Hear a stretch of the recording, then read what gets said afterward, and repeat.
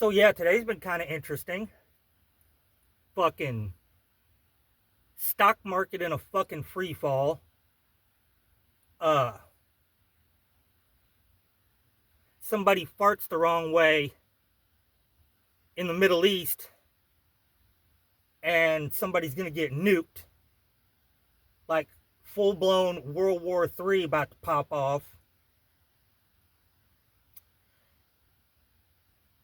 And on top of all that, you got a fucking vapid dingbat who absolutely nobody voted for running the United States of America. Good fucking God. But guess what? It's not my fault. Nope. All day on Twitter, people going back and forth. It's fucking Biden's fault. It's Trump's fault. It's Biden's fault. It's Trump's fault. I ain't hearing none of that shit. None of it. You know why? Because I didn't vote for none of it. Nope. This is your fault, pen pal.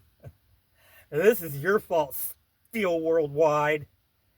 This is your fault, Share an Address Show. Yep. Yeah. Don't you dare. Don't you dare try and fucking blame me.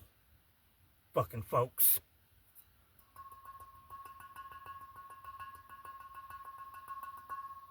Okay, we're starting a new one. This will not be an interview. This is just a straight podcast. One of the greats, fucking Dan Carlin. This one clocks in at about 4 hours and 28 minutes. Buckle up, Buttercup. Used to be. December 7th, 1941. A date which will live in infamy. It's hardcore history. The Blitz edition.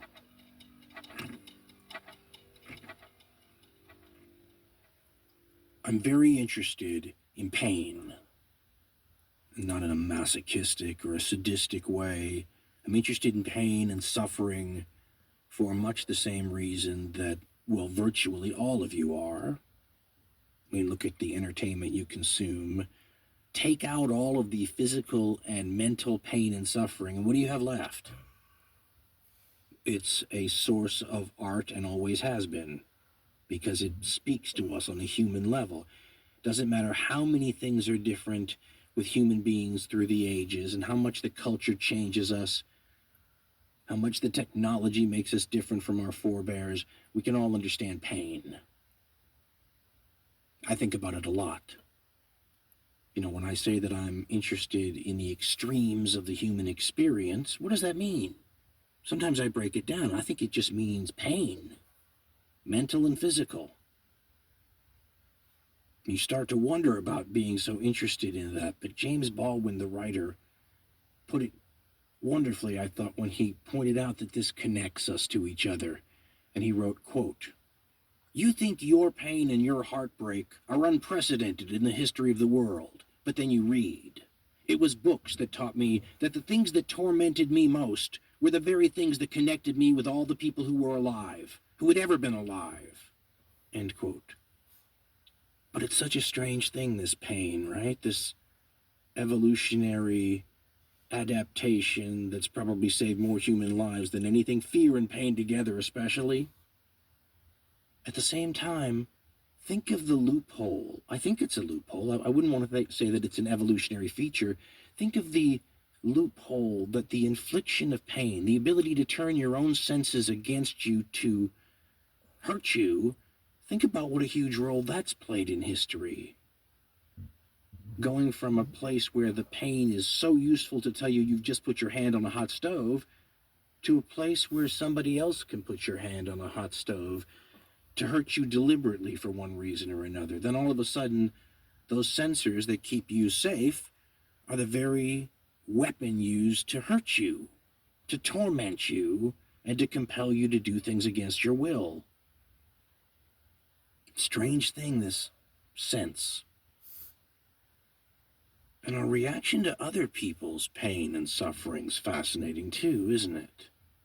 It can sort of run the gamut, anywhere from empathy and sympathy to kind of amusement or enjoyment, or maybe even you could say emotional voyeurism.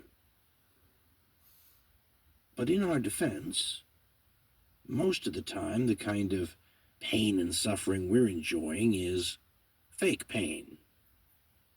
Theatrical pain, storytelling pain, Hollywood pain and suffering.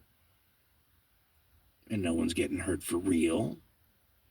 But the more real something seems, the more emotionally intense it can be, and that can be more satisfying. My kids have been watching live performances of plays on television, and they make a big deal about how it's live and in front of you and more real that way. And I thought, what if they did the action films, or maybe not even the action films, just the trailers, the promos that run before the movie that you go to see, assuming you still go to see movies? What if they did a live performance in front of an audience of that? You know, real car crashes, real bullets in the real guns. Well, it would be a horror show, wouldn't it?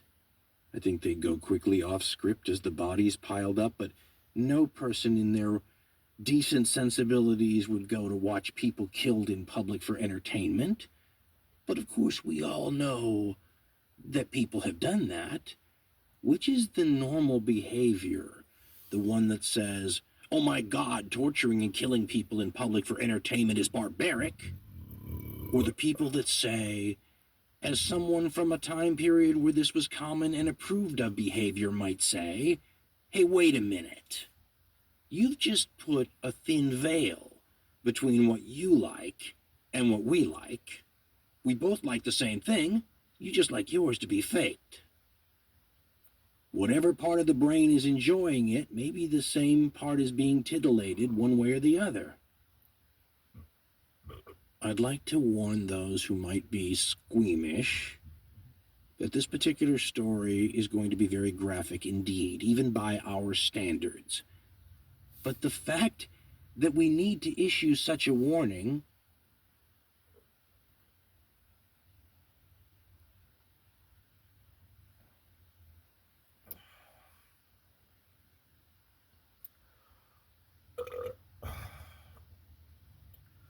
Live fucking television, folks.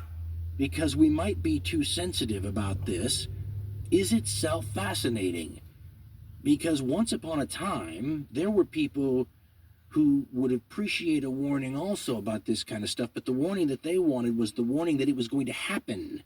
So they made sure they got there and didn't miss the live version, and in fact, for a lot of them, so that they could get the jump on the high ticket prices that were going to be charged for the rooms close enough for you to actually witness, smell, see, and hear tortures and executions done live.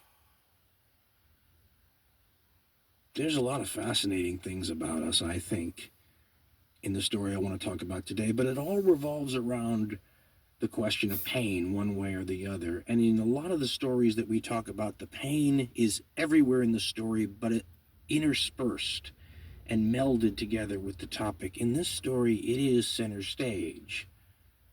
Once upon a time, not that long ago, human beings went to public executions where torture was a huge part of the event in order to watch and enjoy it.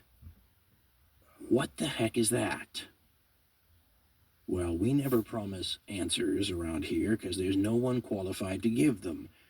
But the questions about what this might say about us, either today or back then, or in perpetuity, are pretty fascinating too. But as I said, not for the squeamish, and if you're one of the people who can't handle this, good for you.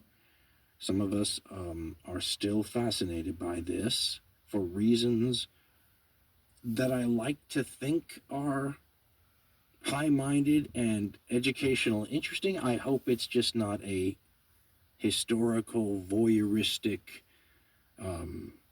trip through time to do the equivalent of virtually sitting in the seat next to that spectator at the Roman Colosseum where he watches people devoured by lions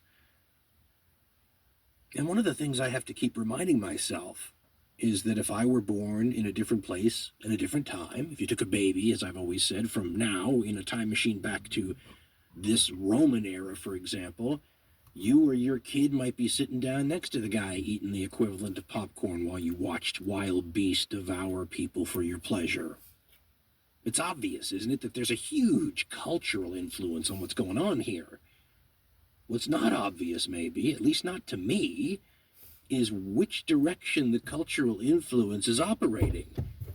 Is it bloodthirsty times like the era of the Roman, games in the Colosseum and whatnot, creating bloodthirsty human beings that like this stuff, or is it catering to an innate need? I mean, this question gets really deep when you ask, what's the default human setting for whether or not you enjoy watching others' pain and suffering for your entertainment?